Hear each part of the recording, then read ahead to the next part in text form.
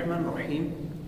قربانی کی جانور کو خصی کرنا کیسا، اور کیا خصی جانور کی قربانی کرنا جائز ہے کہ نہیں؟ دیکھیں کہ قربانی کے جانور کو خصی کرنا درست ہے، اور جو خصی جانور ہوتے ہیں ان کی قربانی کرنا جائز اور مباح ہے، بلکہ جو دوسرے جانور ہیں ان کی بنسبت خصی جانور کی قربانی کرنا افضل ہے۔ اور حضور صلی اللہ تعالی علیہ وسلم بھی خصی جانوروں کی قربانی کیا کرتے تھے۔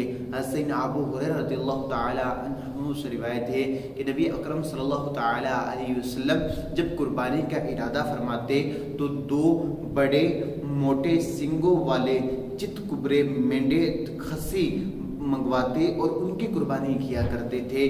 تو اس سے پتہ چلا کہ حضور رحمت عالم صلی اللہ تعالی علیہ وسلم جو خصی جانور تھے ان کی قربانی کیا کرتے تھے کہ یہ افضل ہے۔ اور سیدی اعلیٰ حضرت رحمت اللہ تعالی علیہ بھی ارشاد فرماتے ہیں کہ جو خصی جانور ہیں ان کی قربانی جو دوسرے جانور ہیں ان کی بنسبت کرنا افضل ہے۔